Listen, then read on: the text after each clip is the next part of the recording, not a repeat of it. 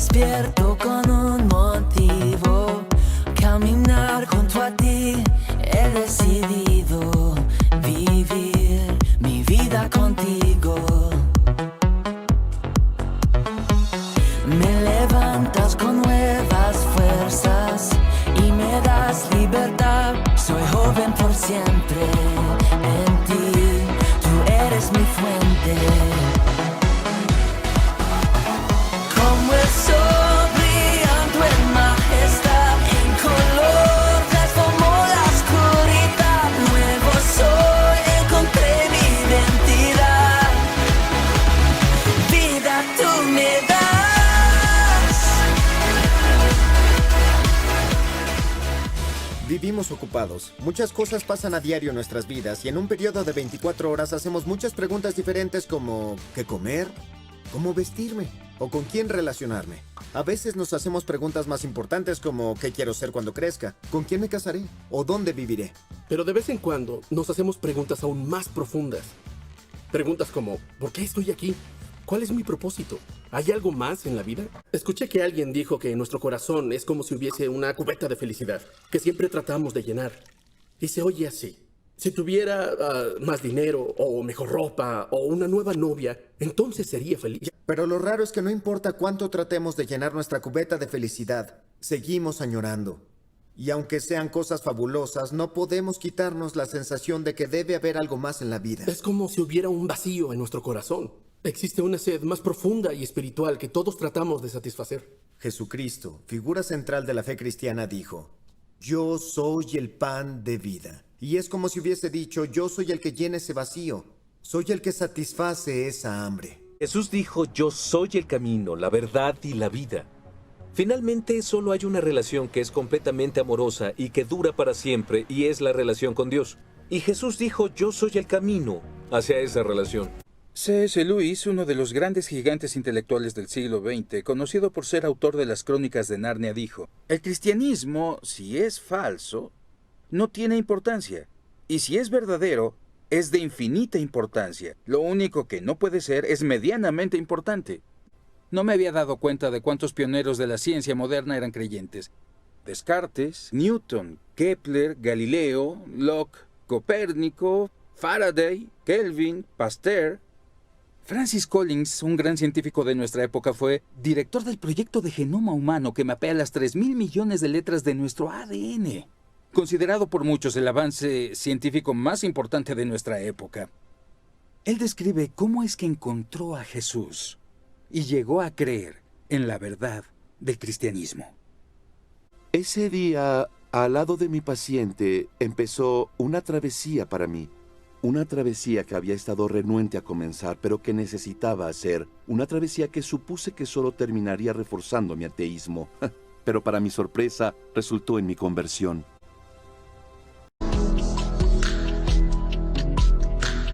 ¿Será posible que Jesús solamente fue un gran hombre maravilloso y nada más? ¿Será posible que fue más que un gran maestro moral? Vamos a ver lo que la gente pensaba de Jesús de acuerdo a lo que dice Mateo 16, versículos 13 al 17. Viniendo Jesús a la región de Cesarea de Filipo, preguntó a sus discípulos diciendo: ¿Quién dicen los hombres que es el Hijo del Hombre?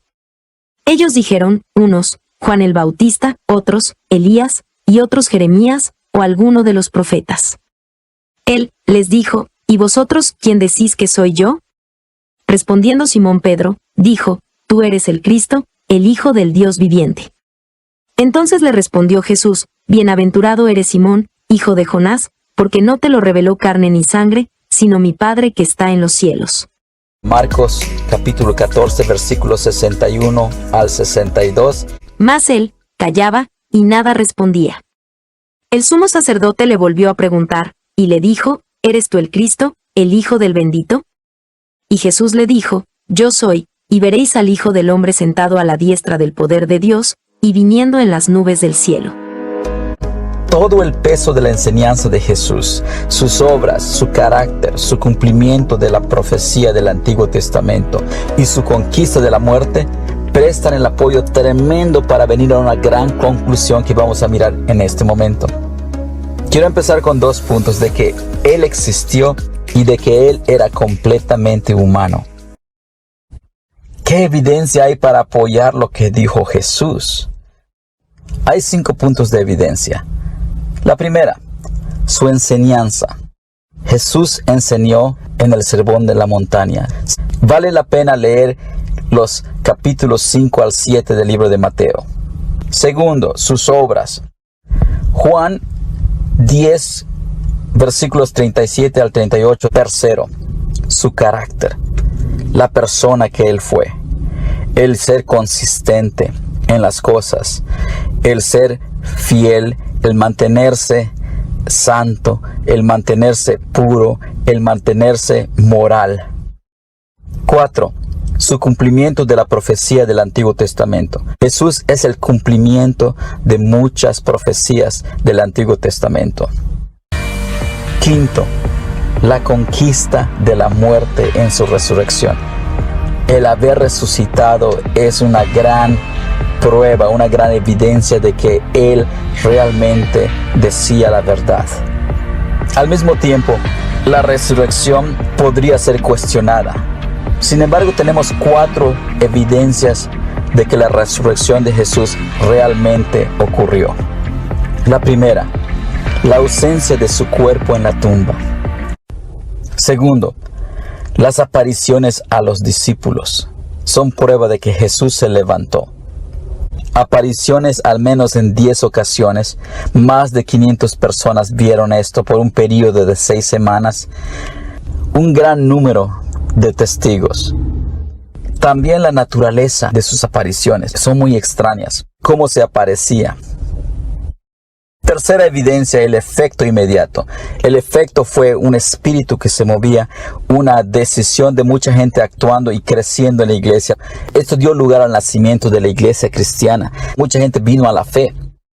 Y cuarto, el efecto a lo largo de los siglos. A través de los siglos hay una fe tremenda, ferviente, que nos mantiene realmente sin titubear firmes en la fe. Nos enfrentamos entonces con una alternativa aterradora. O Jesús era y es justo lo que dijo, o estaba loco, o algo peor.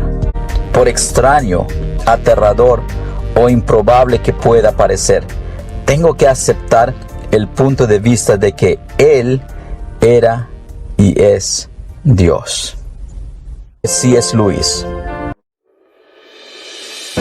Si somos honestos con nosotros mismos, tendríamos que admitir que todos hacemos o hemos hecho cosas que sabemos que es incorrecto hacer.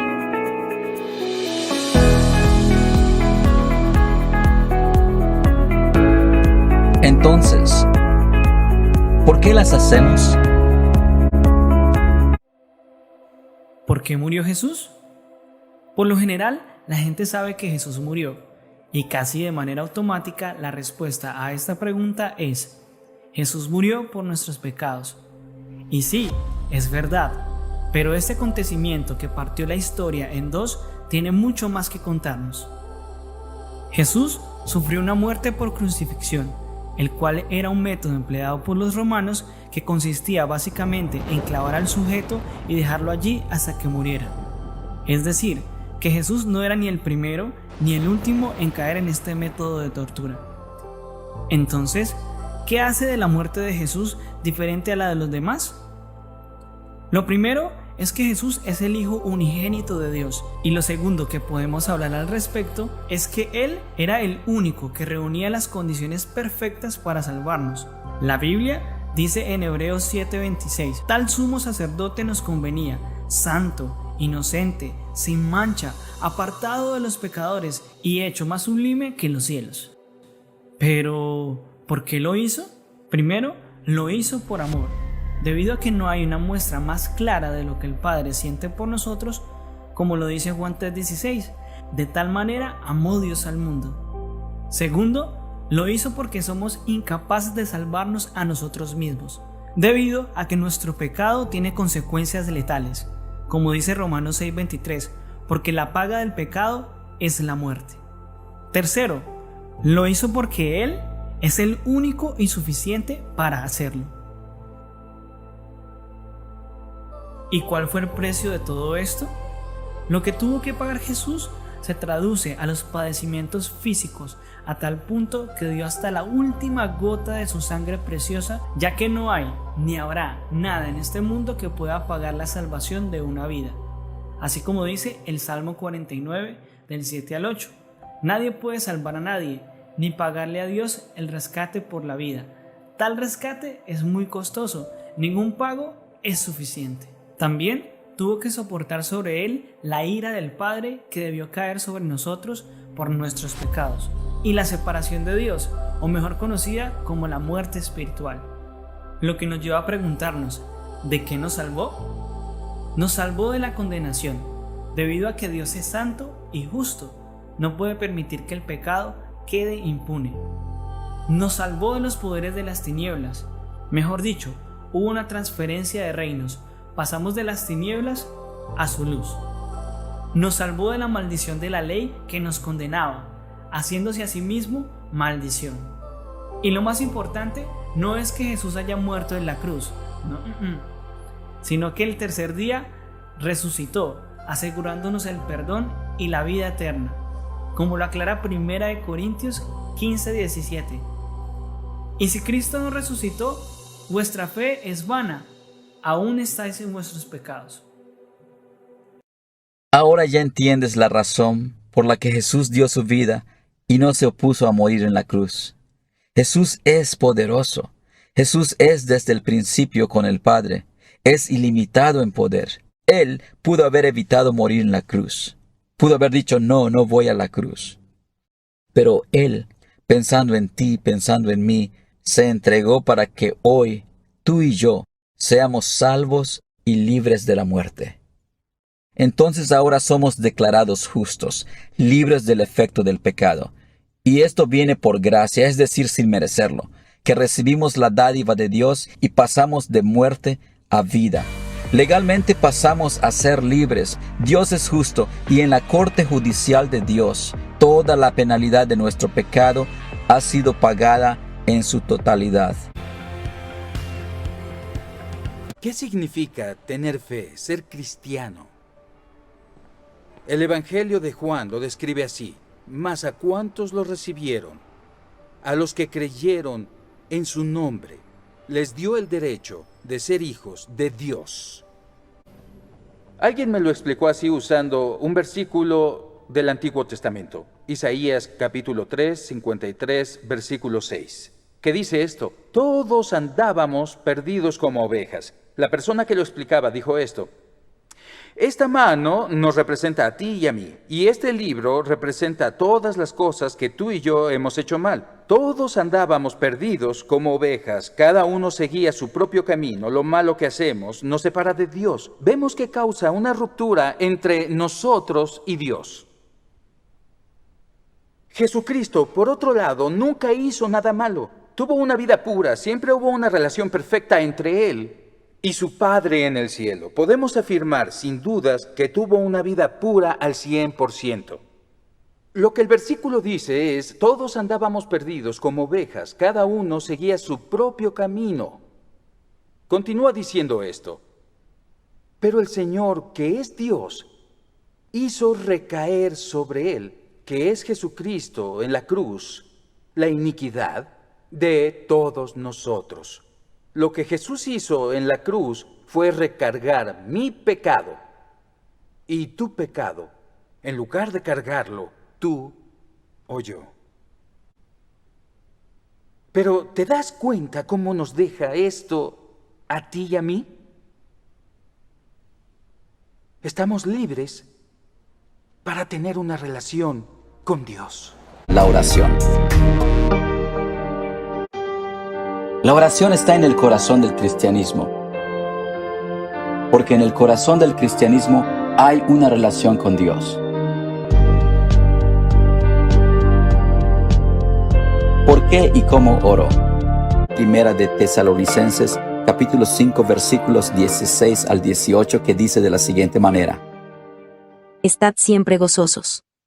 Orad sin cesar. Dad gracias en todo, porque esta es la voluntad de Dios para con vosotros en Cristo Jesús.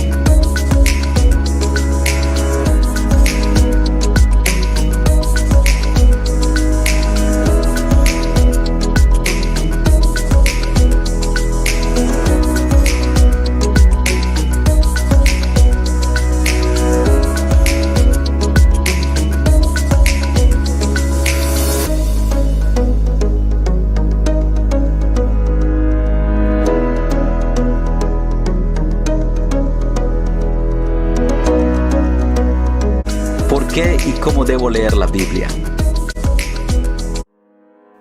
La Biblia está viva, me habla, como que tiene pies, manos, corre hacia mí y me envuelve con sus brazos. Esto es lo que dijo Martín Lutero, el alemán profesor de teología y monje, quien fue precursor de la reforma religiosa del siglo XVI.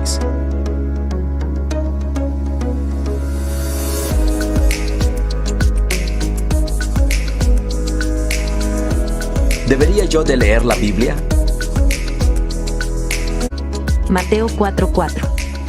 Él respondió y dijo: Escrito está: No solo de pan vivirá el hombre, sino de toda palabra que sale de la boca de Dios. ¿Cómo escuchamos a Dios hablar por la Biblia? Tiempo, lugar, método. Los tres son importantes. Tiempo. Planeando y separando un tiempo rutinario para estudiar la palabra de Dios. También el lugar. Marcos 1:35. Levantándose muy de mañana, siendo aún muy oscuro, salió y se fue a un lugar desierto, y allí oraba. Para nosotros podría ser en tu cuarto, en tu carro, o ve a un parque para estar a solas si te funciona. Y el método. Pide, escudriña, pregunta y practica. Primero, pidiéndole a Dios que nos hable. Segundo, escudriña el texto. Lee el pasaje principal que vas a estudiar y lee el contexto.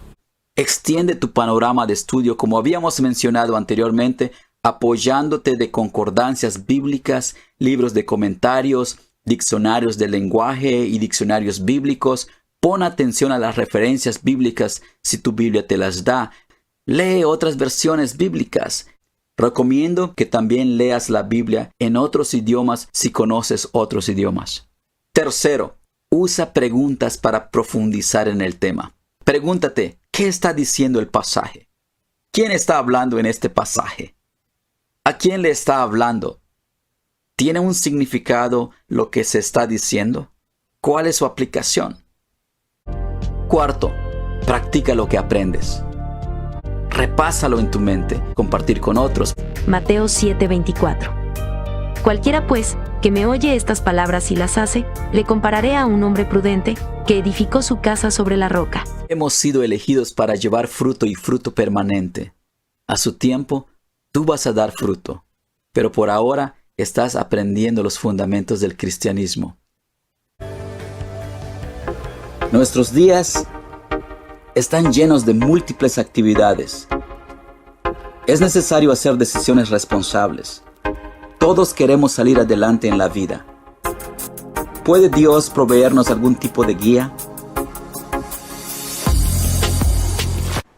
Yo te instruiré, yo te mostraré el camino que debes seguir. Yo te daré consejos y velaré por ti. Salmo 32:8. ¿Cómo sabemos que es Dios quien nos habla? Hay varias pruebas en la Biblia. Una de ellas es, ¿está en línea con esto? Esa es la primera prueba. Segundo, ¿promueve amor? Dios es amor. Si un pensamiento viene a mi mente y no es de amor, entonces no es de Dios. Otra prueba que Pablo nos da en 1 Corintios es, ¿nos fortalece? ¿Anima? ¿Consuela? Otra prueba que Pablo nos da es, ¿sentimos alguna forma de la paz de Dios acerca de la decisión? Pablo dice que la paz de Dios gobierne en sus corazones. Esas 5 formas siempre han sido reconocidas por diferentes sectores de la iglesia como formas que Dios nos guía. La primera es la Biblia. La segunda es el Espíritu Santo. La tercera forma es la razón, nuestra mente. La cuarta es la iglesia, el consejo de los santos. La quinta es la soberana providencia de Dios, la forma en que Dios acomoda todos los eventos. Ahora, Dios a veces nos guía de formas más inusuales, profecías, visiones, imágenes, sueños, impresiones o tal vez, a veces para algunos, hasta una voz audible. Y luego vemos en este libro que el propósito de Dios para nuestra vida es que debemos hacernos como Jesús. Por ejemplo, que debemos ser personas íntegras. Al leer esto, nosotros lo escuchamos hablándonos sobre su amor por nosotros. que somos sus hijos y que nos ama. Vemos que su propósito para todos nosotros es conocer su amor por nosotros y responder también amándolo. Así es como encontramos el sentido y propósito de nuestra vida en una relación de amor con Dios. Y luego nos llama a amar a otras personas, amar a nuestra familia, a nuestros amigos, a nuestro prójimo, amar a nuestro enemigo. Podemos amar de diferentes formas, pequeños actos amables. Tanta gente por las calles con dificultad en su vida. Y los pequeños actos amables no cuestan nada, pero pueden marcar una gran diferencia con una persona en su diario vivir o hasta en su vida. Sabemos que Dios tiene reservadas cosas grandiosas para tu vida. No eres salvo por hacer el bien, sino que eres salvo para así hacer el bien. Y Dios tiene un plan especial y un propósito para ti. Él tiene cosas buenas, únicas para que tú las hagas. ¿Quién es el Espíritu Santo? Juan 14, 16 a 17. Y yo rogaré al Padre, y os dará otro Consolador, para que esté con vosotros para siempre. El Espíritu de verdad, al cual el mundo no puede recibir, porque no le ve ni le conoce. Pero vosotros le conocéis, porque mora con vosotros y estará en vosotros. ¿Quién es el Espíritu Santo? El Espíritu Santo es el Espíritu de Dios eterno. Es el Consolador a quien el Padre envió para que esté con los que creamos en Jesucristo. Es la persona prometida al pueblo de Dios siglos antes del nacimiento de Cristo. Es la persona quien, como lo hizo en los días del Pentecostés del libro de Hechos, obra en la vida del pueblo de Dios en nuestros días, dando sabiduría, dando consejo, dando entendimiento, consolando, sanando, santificando, restaurando, fortaleciendo, enseñando, guiando y cuidando a todos los que hemos creído en Jesucristo y su mensaje para la humanidad. ¿Cuál es la función del Espíritu Santo en nuestras vidas? El Espíritu Santo estuvo presente en la creación. Dijimos que actuó en casos históricos particulares y que Él fue prometido a nosotros por el Padre, siglos antes del nacimiento de Cristo. También dijimos que Juan el Bautista relacionó al Espíritu Santo con Jesús y que Jesucristo predijo la venida del Consolador. Juan 3, del 5 al 8. Respondió Jesús: de cierto te digo, que el que no naciere de agua y del Espíritu, no puede entrar en el reino de Dios. Lo que es nacido de la carne, carne es, y lo que es nacido del Espíritu, Espíritu es. No te maravilles de que te dije, os es necesario nacer de nuevo. El viento sopla de donde quiere, y oye su sonido, mas ni sabes de dónde viene, ni a dónde va. Así es todo aquel que es nacido del Espíritu. El Espíritu Santo está actuando hoy. Aunque no le vemos físicamente a Él, sí podemos ver el trabajo físico que Él hace. ¿Es esto cierto? ¿No es solamente producto de nuestra imaginación? El camino del cristiano no es un camino muy fácil de caminar. Hay momentos difíciles y hay momentos de duda y miedo. Pidamos a Dios que su Espíritu nos guíe, nos permita crecer en los caminos de Él y podamos dar fruto para Él. Si somos de Cristo, somos cristianos. Y si somos cristianos, el Espíritu de Dios mora en cada uno de nosotros. Romanos capítulo 8, versículo 9 dice: Mas vosotros no vivís según la carne, sino según el Espíritu, si es que el Espíritu de Dios mora en vosotros. Y si alguno no tiene el Espíritu de Cristo, no es de Él. El Espíritu Santo está con nosotros para confirmarnos que ahora tenemos salvación en Cristo Jesús, para interceder por nosotros en oración al Padre y desarrollar una nueva relación con el Padre. Él está con nosotros para ayudarnos a dejar nuestra forma antigua de ser y comenzar a dar un nuevo tipo de fruto, fruto del Espíritu. obras que identifiquen que ahora somos hijos de Dios. El Espíritu de Dios está para mantener a la Iglesia de Cristo por todo el mundo unida.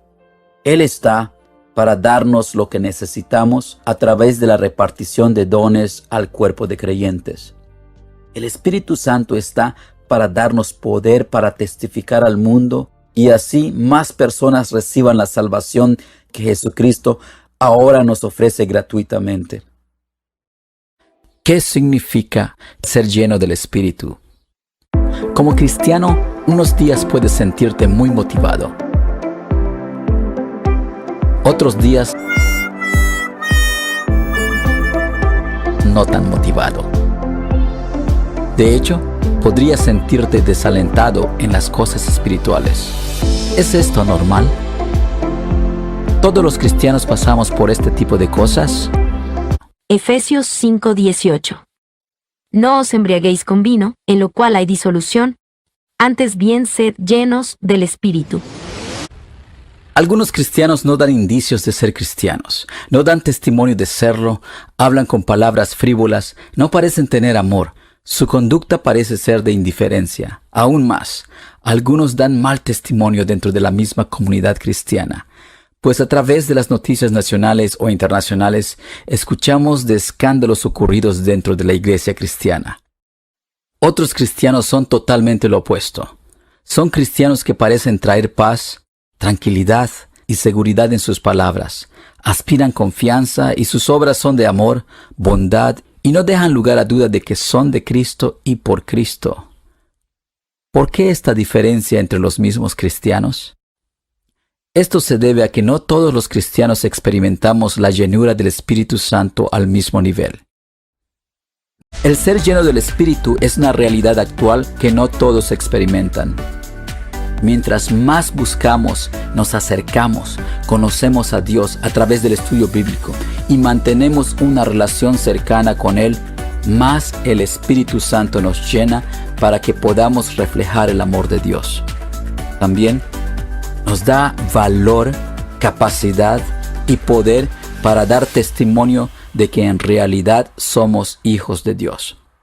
Así entonces, el ser lleno del Espíritu Santo es poder de lo alto y significa estar en relación íntima con el Padre, significa perdonar a la gente que nos ha lastimado, amar a nuestros enemigos, compartir nuestra fe con otros, a fin de que vengan a Cristo. Todo esto no es por nosotros mismos, sino por el poder y habilidad que el Espíritu de Dios nos da. Jesús dice, el ladrón, refiriéndose al diablo, no viene más que a robar, matar y destruir. El diablo quiere destruir nuestra vida. Es su principal objetivo. Es lo contrario al objetivo de Jesús para tu vida. Jesús te ama. Jesús dice, yo he venido para que tengan vida y la tengan en abundancia. Ahora, Pablo alienta a la iglesia para que haga frente a las artimañas del diablo. ¿Cuáles son las artimañas del diablo y sus tácticas? Hay 3 formas básicas con las que trata de destruirnos: tentación, acusación y mentiras. Podemos combatir las mentiras con la verdad. Por eso estoy agradecido por mi Biblia. Es nuestra fuente para lo que es verdad sobre Dios, sobre el bien y el mal y sobre nuestra identidad. Y lo que encuentras en la palabra de Dios es que eres amado total e incondicionalmente. Eres aceptado y eres perdonado. Ya no hay ninguna condenación para los que están unidos a Cristo Jesús. Podemos hacer frente al enemigo.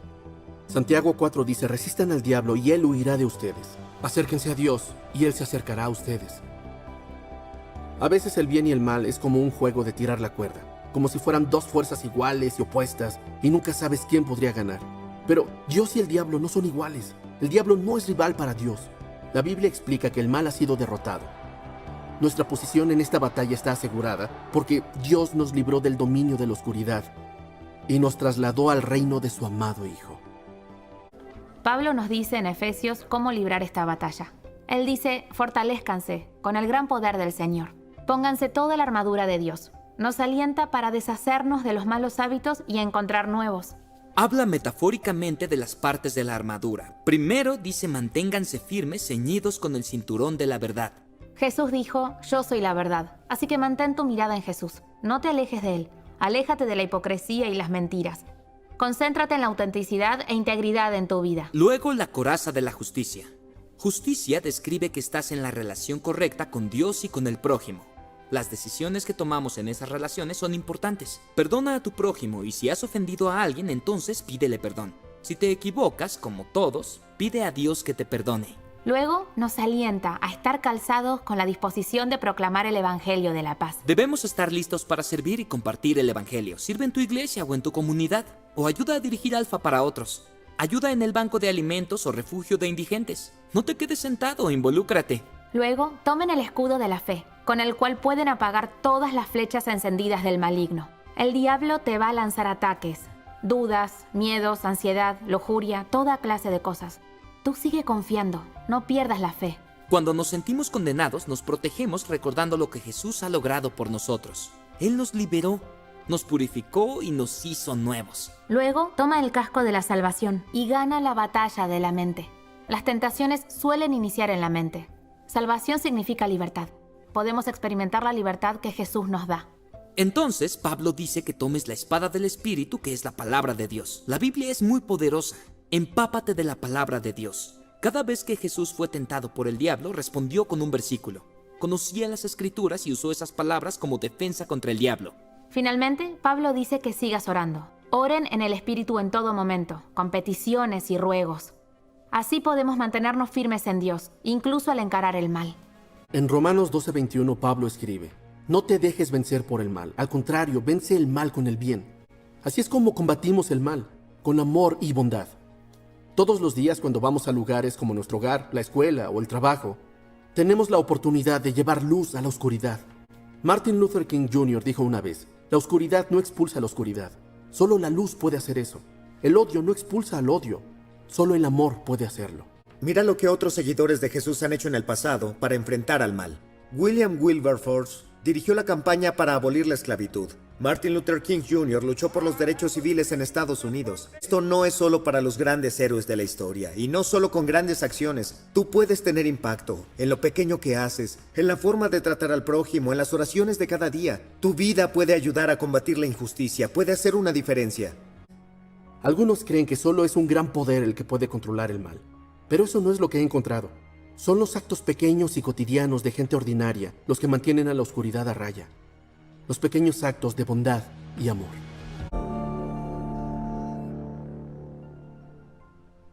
El verbo ir en todas sus formas aparece en la Biblia 1514 veces.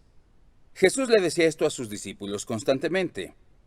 Vayan y digan, vayan e inviten, vayan y hagan discípulos. Él dice, yo he venido para que tengan vida y la tengan en abundancia.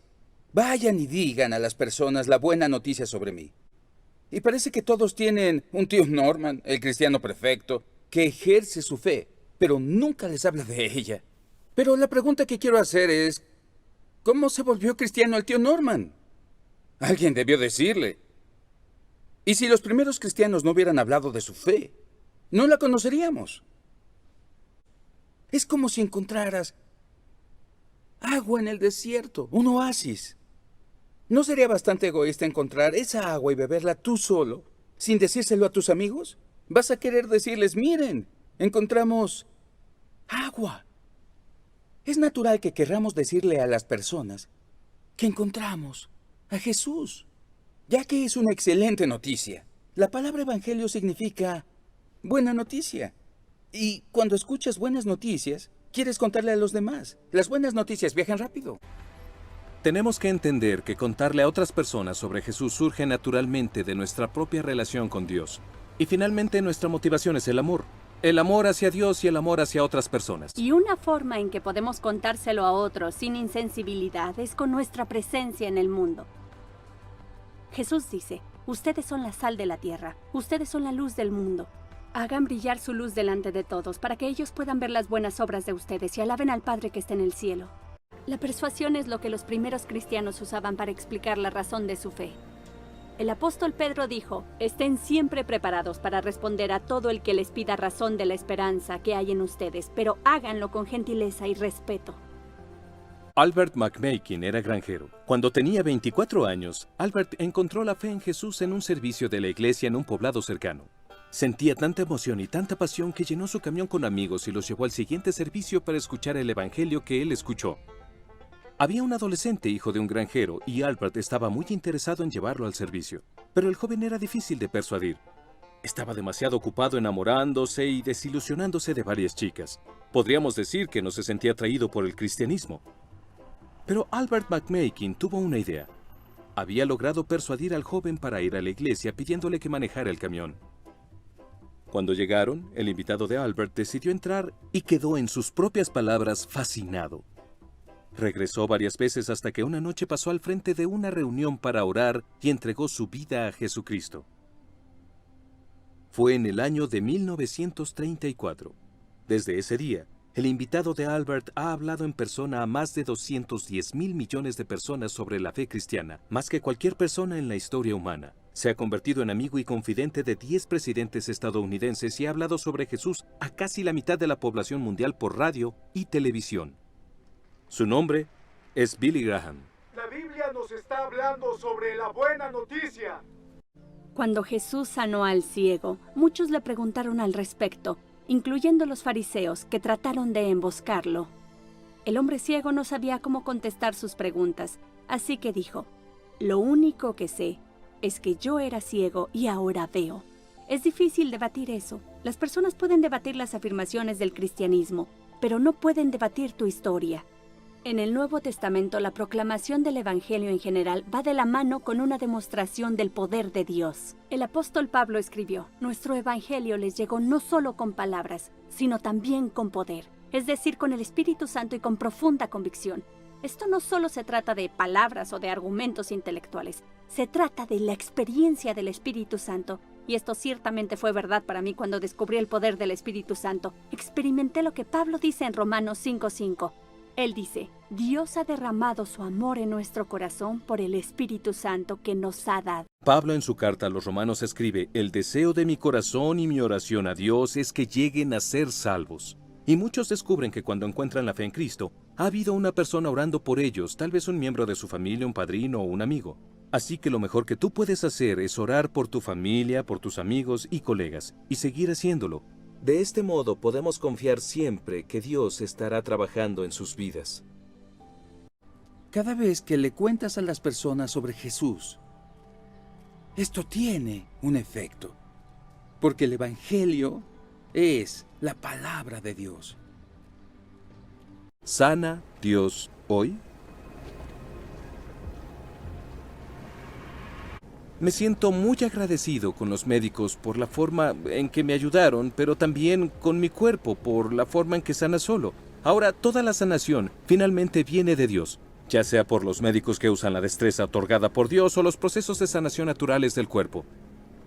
Hay un versículo en el Antiguo Testamento que dice: «Yo soy el Señor que les devuelve la salud». La naturaleza de Dios es sanar. Jesús recorría toda Galilea enseñando en las sinagogas, anunciando las buenas nuevas del reino y sanando toda enfermedad y dolencia entre la gente. Pero no era solo Jesús. Jesús le dio autoridad a sus seguidores, a ti y a mí, para dar la buena nueva y para sanar a los enfermos. Y no es solo para ciertas personas especiales, es para cada uno de los cristianos.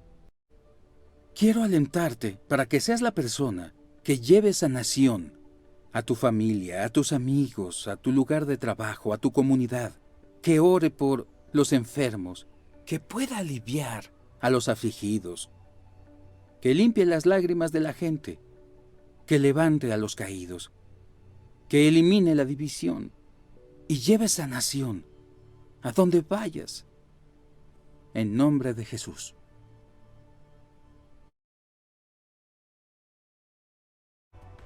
La iglesia no es una organización a la que entras, es una familia a la que perteneces.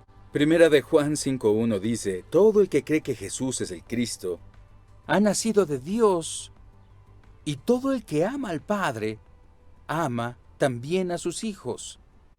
Jesús habla acerca de nacer del agua y del Espíritu. Jesús fue bautizado y le ordenó a sus discípulos que bautizaran. Ser cristiano requiere 3 cosas. Primero, algo que Dios hace. Él te da el Espíritu Santo. Lo segundo es algo que tú haces, es que te arrepientes y crees. Lo tercero es algo que hace la iglesia y eso es bautizar. El bautismo es una marca visible de lo que significa ser un miembro de la iglesia. Es un sacramento. El agua significa lavar, limpiar del pecado. Simboliza el Espíritu Santo. Los ríos de agua viva. Jesús dijo, de aquel que cree en mí brotarán ríos de agua viva. Y también simboliza morir y resucitar con Cristo. Piensa que este pedazo de papel te representa. Imagina que tu nombre está en este pedazo de papel. Y esta Biblia es Jesús. Pablo explica que tú estás unido con Cristo en una forma mística. Todos nosotros que estamos bautizados en Jesucristo, fuimos bautizados en su muerte. Ahora, todo lo que pase a este libro, también le pasa al pedazo de papel. Entonces, cuando Jesús murió en la cruz, tú moriste. Cuando Jesús fue sepultado, tú fuiste sepultado. Tu antigua vida murió. Cuando Jesús resucitó de entre los muertos, tú resucitaste con Él hacia una vida nueva. En el Antiguo Testamento, el templo físico era el hogar de Dios, el lugar de su presencia. Y es por eso que la gente amaba tanto esto. En el Nuevo Testamento, no es una edificación física, es una construcción formada por personas. Hola, chicos.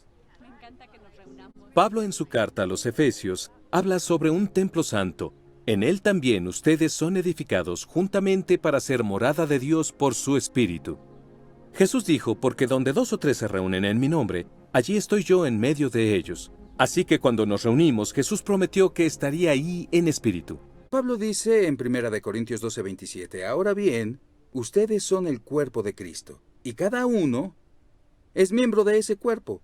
Jesús es la cabeza, la iglesia es su cuerpo. Los dos son inseparables. De eso se trata la iglesia. No es un museo que muestra personas perfectas. Es como un hospital que nos recibe cuando estamos lastimados, cuando estamos heridos, y con su amor nos devuelve a la vida. Este amor incondicional nos ayuda a derribar barreras, hace que las personas se vuelvan a levantar, restaura y sana.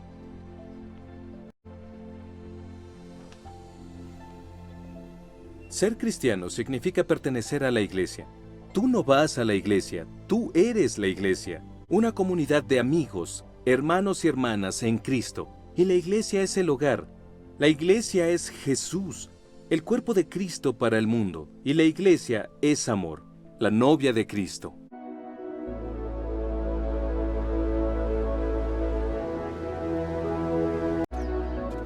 El autor T.H. Lawrence dijo, ojalá tuviéramos 2 vidas.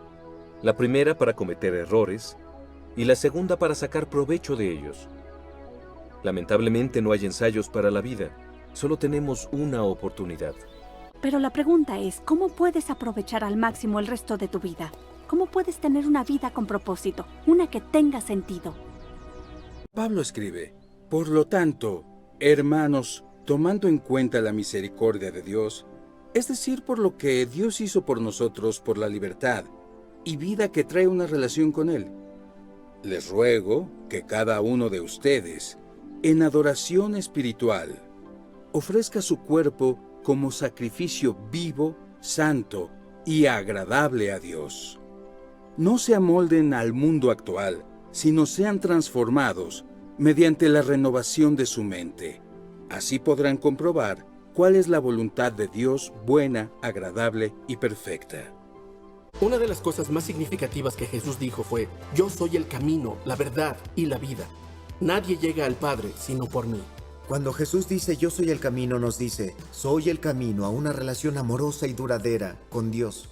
Una relación que llena esa añoranza que todos tenemos de ser amados y aceptados. Cuando Jesús dice soy la verdad, no solo se refiere al conocimiento intelectual, como memorizar hechos sobre Dios. También se refiere al corazón, nos dice que la verdad es personal.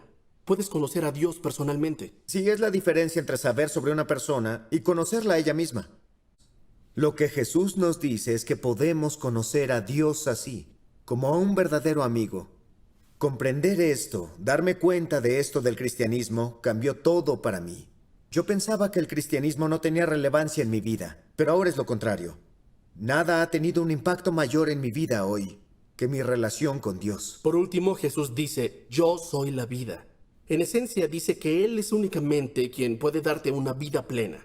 No que será todo fácil, pero que en Él encontramos una vida de sentido y plenitud. Una vida sin culpa ni vergüenza. Todos conocemos sentimientos de culpa. A veces es culpa falsa, pero he tenido sentimientos reales de culpa, como todos, por hacer cosas que están mal. Pero la maravillosa noticia es que Dios nos ama a pesar de eso. Dios vino en la persona de su Hijo Jesús a morir por ti y por mí. Y en la cruz tomó toda nuestra culpa, todo lo que hemos hecho mal, dicho mal o pensado mal, y murió en nuestro lugar para que pudiéramos ser perdonados. Y cuando recibimos ese perdón, experimentamos vida, y vida en abundancia. Eso es exactamente lo que Jesús quiere para ti y para mí. Vida en abundancia, vida en plenitud. Si llegas a vivir 70 años, en promedio, así es como vas a pasar tu vida. Vas a pasar 20 años y 3 meses dormido, 10 años y 5 meses viendo televisión, 7 años y 6 meses comiendo y bebiendo, 5 años y 9 meses viajando en un transporte, 18 meses esperando en fila y 6 meses en semáforos. Es alarmante pensar que muchos pasarán más tiempo en los semáforos que hablando de cosas importantes sobre la vida y la fe. Tienes aproximadamente 570,000 horas de vida y queremos invitarte a pasar menos de 24 aquí en Alfa. Mantente firme en el Señor y enfrenta el mal con el bien. ¿Quién sabe cuántas vidas podrías impactar con las acciones que tomas? Recuerda que no estás solo. Hay millones de personas trabajando juntas por la gracia de Dios, cambiando el rumbo del mal y defendiendo la causa del amor y la justicia. Tu vida puede hacer una gran diferencia.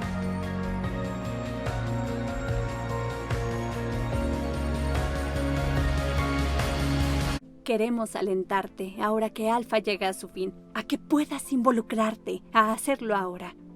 Esta ha sido la aventura más fantástica. Sí, pero este es apenas el principio. Amor. Eso es de lo que se trata. Tú eres amado. Tú eres amado por Dios. Si te llevas solamente una cosa de Alfa, llévate esto. Dios te ama a ti. Tú eres un hijo de Dios. El Espíritu de Dios vive dentro de ti. Jesús murió por ti, así de grande es el amor de Dios por ti. Tienes el mensaje más poderoso en el mundo. Es un mensaje que va a cambiar vidas. Tu vida tiene un propósito. Tú puedes hacer una diferencia. Pero no podemos hacerlo solos. Yo hago lo que usted no puede. Y usted hace lo que yo no puedo. Juntos podemos hacer grandes cosas. En nombre de Jesús. Amén. Amén, amén. Cuando volteas a mirar tu vida, verás que Dios ha estado guiándote, tiene un propósito para tu vida. Y al leer la Biblia, al escuchar al Espíritu, al hablar con tus amigos, al pensar y observar, tu vida tiene un propósito. Y dejarás tu huella, y tendrás un impacto mucho más grande del que te des cuenta. Y un día Dios te dirá, bien hecho, has llegado a tu destino. Sí, eso es cierto. Me da mucho gusto que